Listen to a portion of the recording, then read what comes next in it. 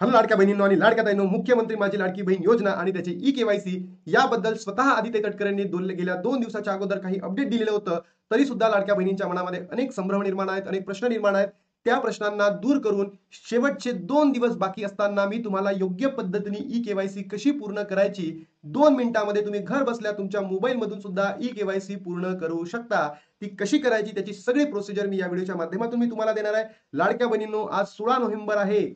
16 November शेवटचे 2 दिवस बाकी आहेत. तुमच्यापैकी कोणत्या कोणत्या बहिणींची जी ई-केवायसी आहे ती झालेली आहे, त्याचबरोबर जे अपडेशनचं ऑप्शन आहे ते कुठे येणार आहे, कारण अजूनही आलेलं नाही आहे, ते कशा पद्धतीने येणार आहे सगळं मी तुम्हाला व्हिडिओच्या माध्यमातून सांगतोय. तर व्हिडिओला शेवटपर्यंत नक्की बघा. ई-केवायसी प्रक्रिया कशी होतं 2 मिनिटांमध्ये, मी तर म्हणतो 1 मिनिटांमध्येच होतं. इतकी सोपी प्रोसिजर आहे. चला बघूया.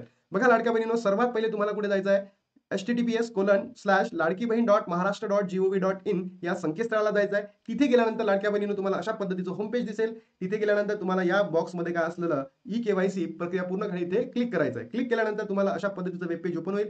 तिथे तुम्हाला लाभार्थी क्रमांक टाकायचा आहे. टाकला तुम्ही तुमचा आधार क्रमांक दिलेच आहे. Please provide Aadhaar card number टाकला. हा कॅप्चा कोड टाका. खाली लिहिला मी सहमत आहे वर टिक करा. ओटीपी पाठवा. ओटीपी पाठवल्यानंतर तुम्हाला अशा पद्धतीचे काही एरर्स आले तर काय घाबरू नका. त्याला डबल रिफ्रेश करा. 100% ओटीपी येईल. ओटीपी आल्यानंतर लाडक्या बहिणींनो घाई नका करू. ओटीपी आला की इथे सबमिट करा. ठीक आहे. 6 नंबरचा ओटीपी असेल तुम्ही इथे टाका. पण असं करू नका की बाबा ओटीपी आलाच नाही त्याला रिफ्रेश करत बसू नका. कारण की तो ओटीपी 10 मिनिटमध्ये कधी येऊ शकतो. बरोबर? तर थोडंसं वेट करा. ओटीपी आला की सबमिट करा.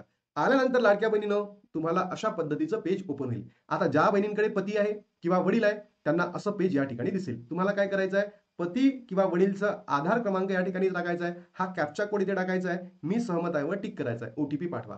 समजा अशा पद्धतीचे एरर आले तर घाबरायचं नाही. त्याला 3-4दा रिफ्रेश करायचं. 100% ओटीपी येईल आणि पुढे जायचं आहे. समजा जर तुम्ही बघितलं असेल, हे जे 2 पेज आहे, हा एक पेज आणि हा एक पेज. आता ज्या बहिणींकडे पती नाही आहेत, ज्या बहिणींकडे वडील नाही आहेत, ज्या बहिणी अनाथ आहेत, त्यांना येणार नाही. लक्षात घ्या. त्या बहिणींना येणार नाही. त्या बहिणींना डायरेक्टली अशा पद्धतीचं पेज येईल. अशा पद्धतीचं पेज येईल. बरोबर? ज्या बहिणींना वडील नाही आहे, पती नाही आहे, ठीक आहे. नाही आहे, डेथ झाली आहे, चालेल. त्यांचं नाव लिहावं लागेल तुम्हाला.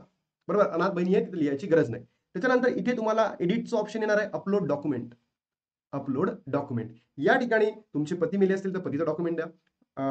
वडील मेले असेल तर वडिलांचं डेथ सर्टिफिकेट द्या. पती डायव्हॉर्स असेल तर डायव्हॉर्सचं ऑप्शन द्या. बरोबर?